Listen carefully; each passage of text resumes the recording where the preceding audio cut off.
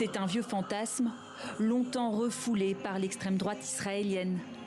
Mais depuis l'arrivée de Donald Trump à la Maison-Blanche, sa concrétisation ne semble plus totalement hors de portée.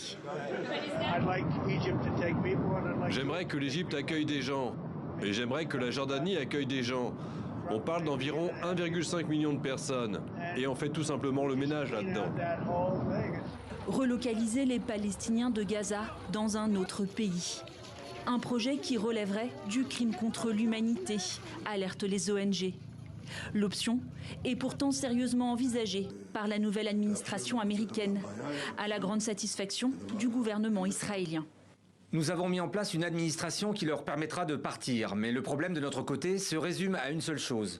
Nous avons besoin de pays prêts à les accueillir. C'est sur cela que nous travaillons actuellement. Plusieurs États ont déjà été démarchés par Israël et les États-Unis. L'Égypte, la Jordanie ou encore le Somaliland.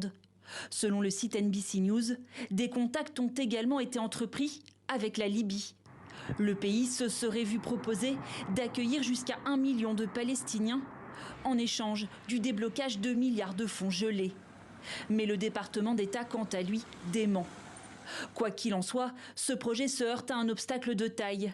Aucun pays ne semble prêt à endosser la responsabilité d'un transfert forcé des Palestiniens. Notamment les monarchies du Golfe, avec qui Donald Trump, en tournée au Moyen-Orient cette semaine, vient de renforcer les liens. Il est très proche des pétromonarchies et les pétromonarchies lui font savoir que la situation qui prévaut à Gaza n'est pas soutenable. Il n'est pas question que l'Arabie saoudite puisse normaliser dans ces conditions, dans les conditions qui sont celles des conséquences de la guerre à Gaza avec le Premier ministre. Or, c'est le rêve de Netanyahou, mais surtout du président Donald Trump. Donc là, il y a un hiatus et ça lui pose un problème. La Jordanie, l'Égypte, le Soudan ou encore la Somalie ont jusqu'à présent tous catégoriquement rejeté la proposition.